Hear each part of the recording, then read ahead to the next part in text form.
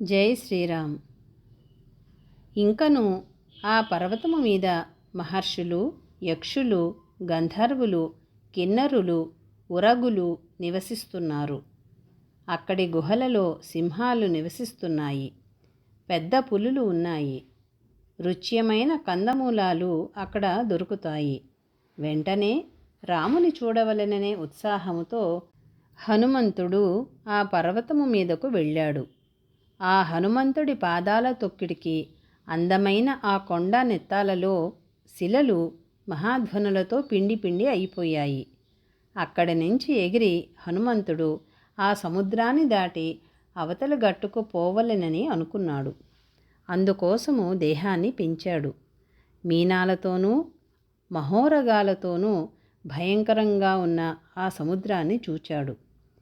తన తండ్రి వాయుదేవుని వలె దక్షిణం నుంచి ఉత్తర దిక్కుకు పోవడానికి హనుమంతుడు ఆకాశానికి ఎగిరినాడు.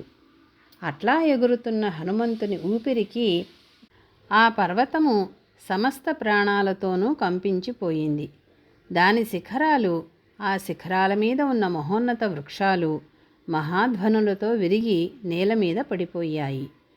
ఆ హనుమంతుడి ఊరువుల వేగానికి వజ్రాయుధపు దెబ్బతిన్నట్లు విరగబూసిన పూలతో ఉన్న చెట్లన్నీ నేలకూలినాయి.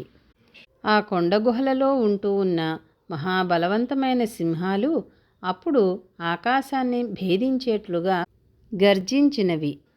అక్కడ విహరిస్తున్న విద్యాధరాంగనలు భయపడి తటాలున ఆకాశానికి ఎగరడంలో వారి చీరలు జారిపోయాయి. వారి ఆభరణాలు చెల్లాచెదురైపోయాయి. అతి ప్రమాణంలో మహాబలవంతమైన మహాసర్పాల తలలు, మెడలు నలిగిపోయి మంటలు మండుతున్న నాలుకలతో బయటకు వచ్చాయి. కిన్నరోరగ గంధర్వ యక్షాదులందరూ బాధపడుతూ ఆ పర్వతాన్ని వదిలి ఆకాశానికి ఎగిరిపోయారు.